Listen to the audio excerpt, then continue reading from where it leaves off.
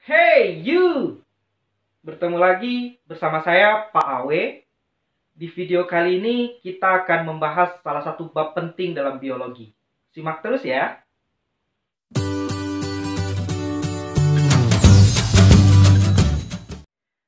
Di channel ini saya tidak hanya membahas materi biologi secara lengkap, tapi juga membahas soal-soal dalam biologi. Jadi jangan lupa subscribe. Dan yang sudah subscribe, saya doakan semoga semua urusannya dimudahkan. Amin. Oke, di video kali ini kita akan membahas materi tentang anabolisme. Atau kita buat kata kuncinya susun. Apa itu? Sekarang kita bahas. Nama lain dari anabolisme ini juga disebut dengan asimilasi. Kemudian, pengertian dari anabolisme, kita pakai kata kunci susun, itu karena penyusunan senyawa sederhana menjadi senyawa yang lebih kompleks. Jadi kebalikan dari katabolisme. Kemudian, anabolisme ini disebut dengan reaksi endergonik. Artinya, butuh ATP atau energi. Kalau reaksi katabolisme itu menghasilkan energi. Oke, contoh dari anabolisme yang paling terkenal ada dua. Yang pertama ada fotosintesis, kemudian yang kedua kemosintesis. Kedua ini berbeda dari segi energinya. Kalau fotosintesis menggunakan energi cahaya, sedangkan kemosintesis itu menggunakan energi kimia. Oke, langsung aja kita masuk ke contoh yang pertama, yaitu fotosintesis. Terdiri dari dua kata. Yang pertama ada foto, yang kedua sintesis. Reaksi fotosintesis itu terjadi dua, ada reaksi terang dan reaksi gelap. Nah, arti kata foto itu artinya cahaya. Ini merupakan proses dari reaksi terang karena membutuhkan cahaya. Kemudian yang kedua ada sintesis. Ini artinya pembentukan. Di reaksi ini disebut juga dengan reaksi gelap. Kenapa? Karena tidak membutuhkan cahaya langsung, tapi membutuhkan hasil yang dihasilkan pada reaksi terang. Jadi reaksi terang nanti menghasilkan sesuatu, kemudian akan masuk ke dalam reaksi gelap. Jadi kedua hal ini saling berhubungan. Oke, sekarang kita lihat dulu reaksi kimia dari fotosintesis. Ada CO2, ini didapatkan oleh tumbuhan dari hasil respirasi makhluk hidup.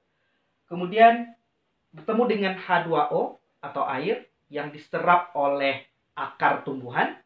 Kemudian dibantu oleh cahaya matahari dan adanya klorofil menjadi C6H12O6 atau glukosa plus oksigen. Ini yang kita hirup.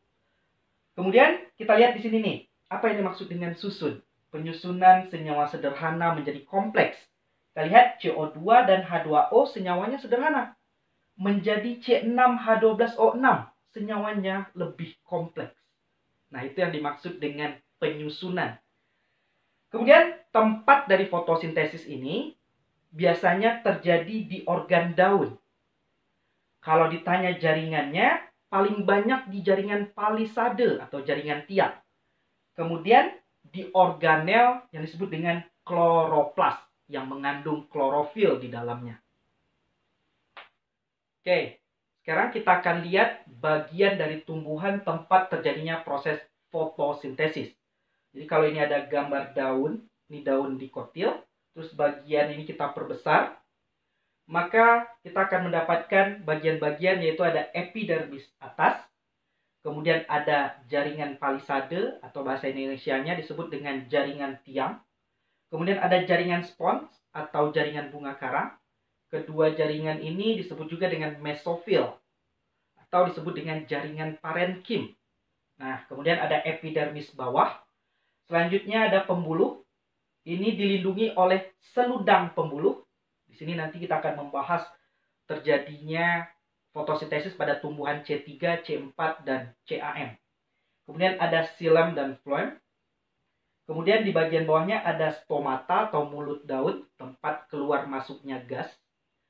Selanjutnya, di jaringan palisade pada tumbuhan dikotil, ini banyak terdapat kloroplas. kloroplas ini disebut dengan organel bermembran ganda dan disebut juga dengan organel semi otonom karena memiliki DNA dan ribosom. Nah, kloroplas ini disebut dengan bermembran ganda sama halnya dengan mitokondria karena memiliki membran luar, kemudian juga ada membran dalam. Di dalamnya ini ada tumpukan seperti uang koin. Jadi kalau cuma satu keping itu disebut dengan tilakoid. Terus uang koin ini kalau kita tumpuk misalnya ada 10 keping itu disebut dengan granum. Nah, selanjutnya granum. Jadi ini ada 10 koin, ada tumpukan 10 koin lagi, gabungannya itu disebut dengan grana. Kemudian ini ada bagian stroma. Nah, tilakoid, granum atau grana itu tempat terjadinya reaksi terang. Sedangkan stroma ini tempat terjadinya reaksi gelap. Oke, sebelum kita membahas fotosintesis lebih dalam, maka kita akan lihat dulu gambaran umum dari proses fotosintesis. Jadi ini tadi gambar dari organel kloroplas. Dan ini ada tilakoid, ditumpuk namanya granum, tumpukan granum disebut dengan grana. Kemudian bagian ini stroma. Di tilakoid, granum atau grana tempat terjadinya reaksi terang. Kemudian stroma tempat terjadinya reaksi gelap. Nah, kita ingat bahwa ada cahaya matahari ini mengenai tilakoid. Kemudian ada H2O yang diserap oleh akar akan membentuk oksigen. Selanjutnya akan dihasilkan ATP dan NADPH yang masuk ke dalam reaksi gelap. Kemudian ada CO2 yang didapat dari salah satunya hasil respirasi makhluk hidup. Itu masuk ke dalam reaksi gelap akan menghasilkan C6H12O6 atau glukosa dan menghasilkan ADP, adenosin difosfat, yang tadinya trifosfat, karena fosfatnya dipakai satu menjadi ADP, masuk lagi ke dalam reaksi terang atau di tilakoid. Kemudian NADPH hanya dipakai, kemudian NADP-nya masuk lagi ke dalam tilakoid atau reaksi terang. Begitu seterusnya. Kemudian kalau kita lihat nih, secara umum reaksi dari fotosintesis, ada H2O, ini merupakan bahan dari reaksi terang. Selanjutnya ada CO2, ini merupakan bahan dari reaksi gelap. Selanjutnya ada oksigen, ini bahan atau hasil dari reaksi terang. Selanjutnya ada C6H12O6 atau glukosa, ini merupakan hasil dari reaksi gelap. Jadi inilah gambaran umum dari reaksi fotosintesis. Sekarang kita akan bahas proses fotosintesis yang pertama, yaitu reaksi terang. Atau disebut juga dengan reaksi Hill. Oke, kita review lagi. Tempat dari reaksi terang itu di tilakoid, atau granum, atau grana. Kemudian, reaksi terang ini membutuhkan 3 hal. Yang pertama, cahaya. Cahaya matahari tentunya. Nah, spektrum cahaya yang ditangkap untuk melakukan proses fotosintesis yaitu cahaya merah, biru, dan nila. Dari ketiga cahaya ini, spektrum yang paling baik yaitu adalah berwarna merah. Oke. Yang kedua, membutuhkan fotosistem. Fotosistem itu berfungsi untuk mengubah energi cahaya menjadi energi kimia. Energi kimianya apa? ATP. Nah, apa itu fotosistem? Fotosistem itu molekul protein yang terdapat pada membran tilakoid. Jadi di membrannya itu ada molekul protein disebut dengan fotosistem. Nah, di dalam fotosistem ini terdapat klorofil atau zat hijau daun. Selanjutnya, fotosistem, tulisan aslinya itu pakai PH fotosistem. Jadi tulisannya fotosistem. Ada 2 jenis. Ada fotosistem 1 atau disebut juga dengan P700. Ini karena fotosistem yang sangat baik menangkap panjang gelombang 700 nanometer. Kemudian yang kedua, fotosistem 2 atau P680, yaitu fotosistem yang sangat baik untuk menangkap energi cahaya dengan panjang gelombang 680 nanometer. Oke.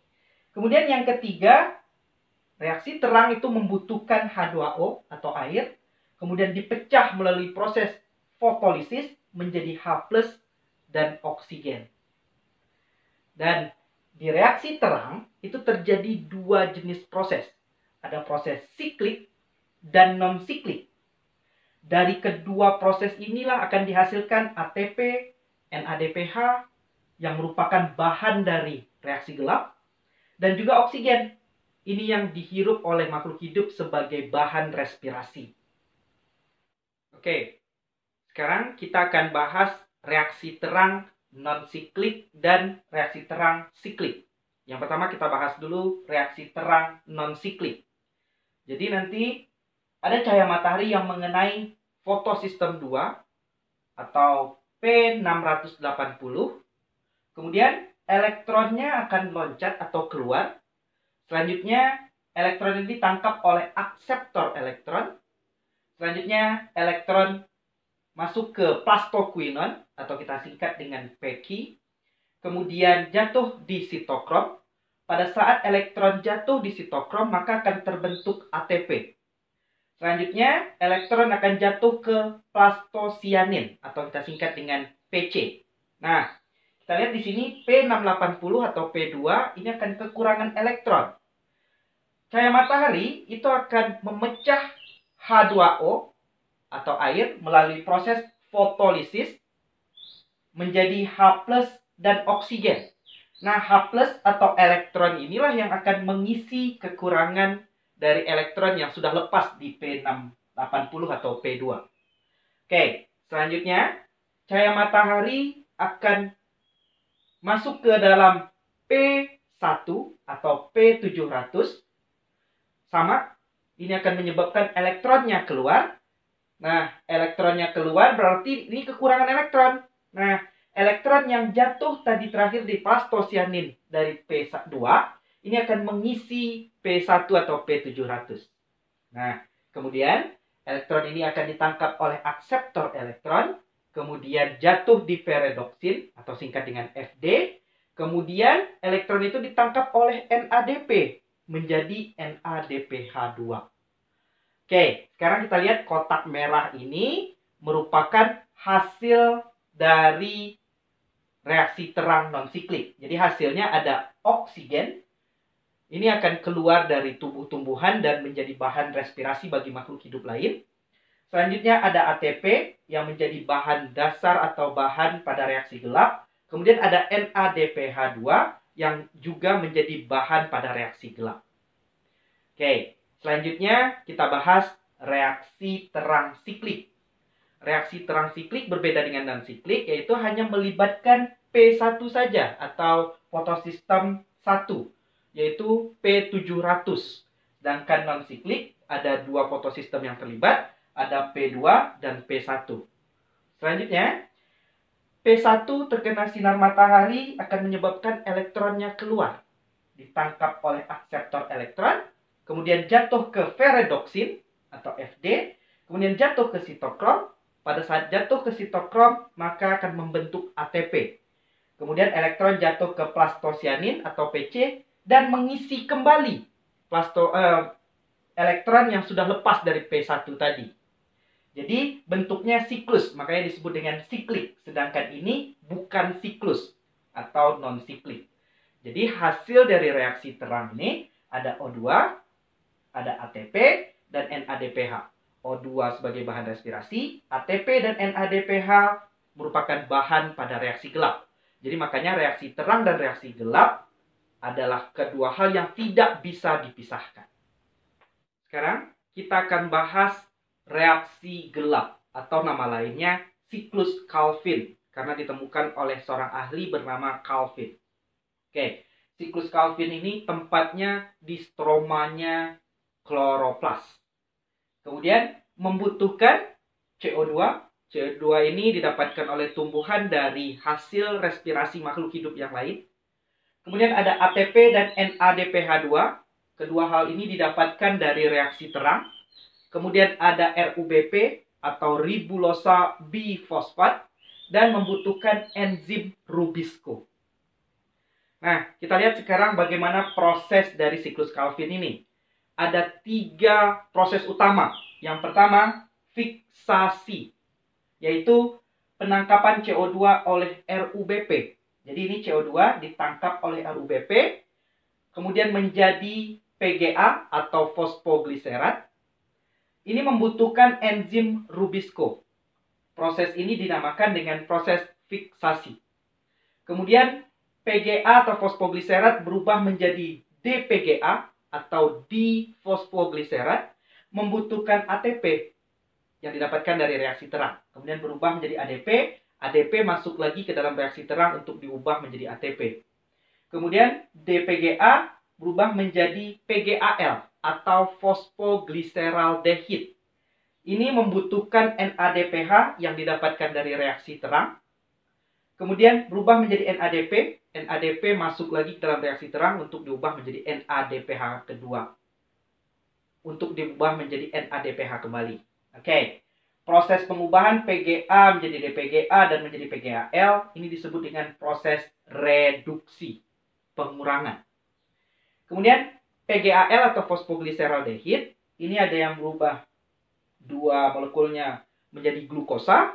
Kemudian ada yang PGAL-nya itu berubah lagi menjadi RUBP.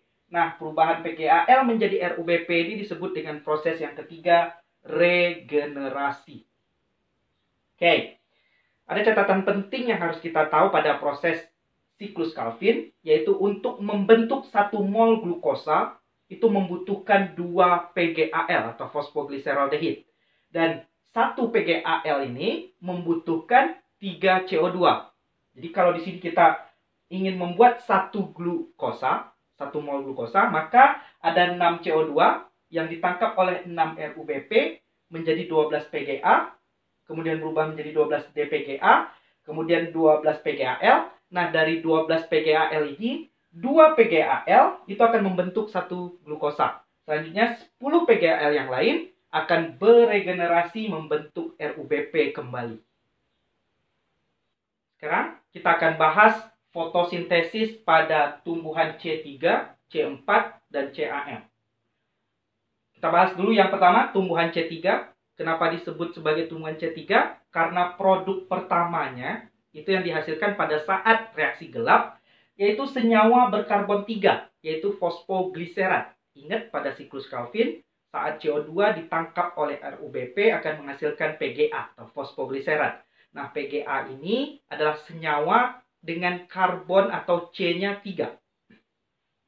Yang kedua, fiksasi CO2 atau pengikatan CO2 pada saat siklus Calvin. Dan juga siklus Calvinnya sendiri itu terjadi di mesofil, bagian tengah daun. Di situ terdapat jaringan palisade atau jaringan tiang dan juga jaringan bunga karang atau jaringan spons. Selanjutnya, yang ketiga, CO2 pertama kali diikat oleh RUBP. Yang keempat, tidak terbentuk glukosa pada cuaca panas. Jadi tanaman-tanaman tumbuhan C3 ini tidak cocok untuk ditanam di tempat yang panas karena tidak akan menghasilkan glukosa dan itu akan merugikan para petani. Nah, yang kelima, fotorespirasinya tinggi. Foto artinya cahaya, respirasi artinya pengubahan oksigen. Jadi pengubahan oksigen dilakukan oleh cahaya matahari sehingga tidak terbentuk glukosa. Nah, contoh tanaman dari atau tumbuhan dari C3 ini adalah padi dan juga kedelai. Selanjutnya tumbuhan C4. Disebut sebagai tumbuhan C4 karena produk pertamanya adalah senyawa berkarbon 4, yaitu oksaloasetat. Kemudian fiksasi CO2-nya di mesofil dan siklus Calvin di seludang pembuluh. Jadi terpisah, berbeda dengan tumbuhan C3. Yang ketiga, CO2 pertama kali diikat oleh PEP, fosfoenol pirufat. Kalau di tumbuhan C3, RUBP. Kemudian yang keempat, menghasilkan glukosa pada cuaca panas. Jadi tumbuhan-tumbuhan dari C4 ini sangat cocok untuk ditanam di tempat panas karena tetap menghasilkan glukosa. Contohnya adalah jagung, tebu, dan rumput. Yang terakhir, tumbuhan CAM, singkatan dari Crassulaceae acid metabolism. Nah, tumbuhan ini prosesnya hampir sama dengan tumbuhan C4. Jadi poin 1, 2, 3, 4-nya itu sama. Yang berbedanya adalah tumbuhan ini kan hidup di gurun pasir. Yang berbedanya adalah yang kelima, stomata menutup saat siang hari. Kita tahu di gurun pasir itu sangat panas, jadi stomata itu akan menutup di siang hari. Karena kalau dibuka, maka akan terjadi penguapan yang sangat tinggi. Karena stomata menutup pada siang hari, maka CO2-nya itu diikat pada saat malam hari. Jadi CO2 ditangkap sebanyak mungkin, kemudian dilepaskan pada saat siang hari di siklus Calvin. Nah, seperti itu. Contoh dari tanaman CAM ini adalah kaktus dan nenas. Tanaman-tanaman ini cocok untuk hidup di tempat yang sangat panas, seperti di gurun.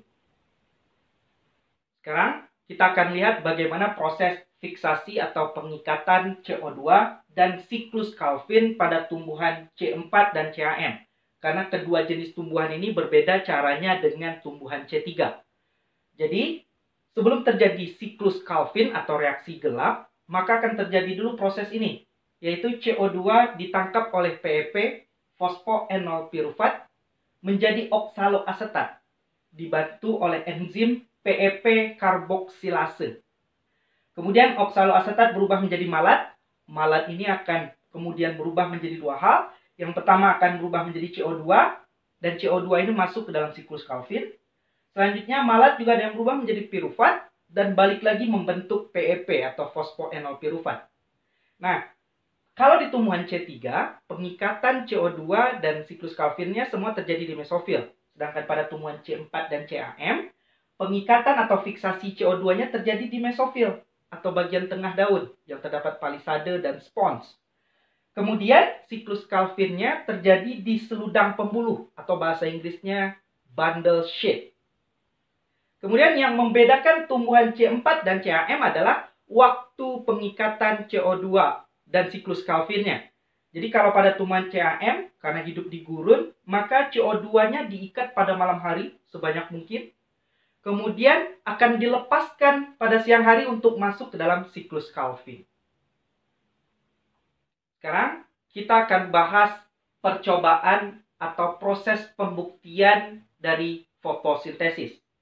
Ada 3 ahli yang melakukan percobaan. Yang pertama ada Ingenhousz, kemudian yang kedua ada Engelmann, dan yang ketiga ada Sach. Kita lihat dulu percobaan yang dilakukan oleh Ingenhousz. Tujuan dari percobaannya yaitu ingin membuktikan bahwa pada proses fotosintesis membutuhkan cahaya matahari, kemudian dihasilkan oksigen. Bahan-bahan yang digunakan ada hidrilla, kemudian ada cawan atau gelas beker yang diisi dengan air. Selanjutnya dimasukkan hidrilla. Hidrillanya ini kita tutup dengan bagian corong yang terbalik. Kemudian di atas corongnya ini kita simpan tabung reaksi. Nah, nanti kita simpan rangkaian alat ini di bawah cahaya matahari. Kemudian akan terlihat dari hidrilla ini akan keluar gelembung-gelembung udara. Nah, gelembung-gelembung udara ini membuktikan bahwa proses fotosintesis itu membutuhkan cahaya matahari dan menghasilkan oksigen. Percobaan yang kedua yang dilakukan oleh Engelmann, ini tujuannya adalah ingin membuktikan bahwa proses fotosintesis membutuhkan cahaya matahari dan klorofil atau zat hijau daun. Bahan-bahan yang digunakan, yang pertama ada tanaman Spirogyra, kemudian ada bakteri. Bakteri yang digunakan adalah bakteri aerob atau bakteri termo. Kita masukkan Spirogyra ke dalam wadah yang berisi air. Kemudian kita simpan di bawah cahaya matahari. Kemudian di sini akan terlihat berkumpulnya bakteri-bakteri aerob. Nah, hal ini membuktikan bahwa pada proses fotosintesis ini dihasilkan oksigen. Karena di sini terdapat bakteri aerob yang berkumpul. Karena bakteri-bakteri ini sangat senang dengan oksigen. Percobaan yang ketiga yang dilakukan oleh Sach, ini percobaan yang bertujuan untuk membuktikan bahwa proses fotosintesis itu dihasilkan amilum atau karbohidrat. Nah, bahan-bahan yang kita gunakan itu adalah daun tanaman, alkohol, dan lugol. Jadi pertama ini, daun yang masih menempel pada tumbuhannya, sebagiannya kita tutup dengan aluminium foil. Kemudian kita biarkan supaya terjadi proses fotosintesis. Kemudian daun itu kita petik. Setelah dipetik, dimasukkan ke dalam air panas. Tujuannya adalah untuk mematikan sel-sel tumbuhan. Kemudian daun tadi kita larutkan ke dalam alkohol. Ini berfungsi untuk melarutkan klorofil yang ada di daun. Kemudian bagian daun ini kita tetes dengan lugol. Nah, bagian yang tadi tidak kita tutup itu menunjukkan warna biru kehitaman. Ini membuktikan bahwa pada proses fotosintesis dihasilkan amilum. Sedangkan bagian yang kita tutup saat ditetesi dengan lugol, maka tetap berwarna pucat. Artinya bagian yang tertutup tadi karena tidak terjadi proses fotosintesis, maka tidak dihasilkan amilum. Sekarang kita akan bahas contoh kedua dari anabolisme, yaitu kemosintesis. Kemo artinya zat kimia, sintesis artinya pembentukan atau penyusunan. Jadi proses ini adalah proses penyusunan senyawa sederhana atau senyawa anorganik menjadi senyawa yang lebih kompleks atau senyawa organik dengan bantuan energi kimia. Dan biasanya proses ini tidak terjadi pada tumbuhan, tapi terjadi pada bakteri. Ada beberapa jenis bakteri yang mendapatkan energi kimia pada proses ini. Contohnya yang pertama ada bakteri nitrifikasi. Pada proses nitrifikasi ada bakteri nitrit yang mendapatkan energi dari pengubahan amoniak menjadi nitrit. Contoh bakterinya yaitu Nitrosomonas dan Nitrosococcus. Yang kedua ada bakteri nitrat. Pada proses ini, bakteri mendapatkan energi dari pengubahan nitrit menjadi nitrat. Contoh bakterinya yaitu Nitrobacter. Yang kedua, ada bakteri sulfur yang mendapatkan energi dari proses pembentukan atau pengubahan senyawa kimia. Contoh bakterinya yang pertama ada Beggiota alba, kemudian yang kedua ada Thiobacillus. Nah, Beggiota alba ini mendapatkan energi dari pembentukan senyawa 2H2S plus O2 menjadi 2H2O plus 2S. Sedangkan Thiobacillus itu mendapatkan energi kimia dari reaksi S2 plus H2O menjadi SO4 plus energi.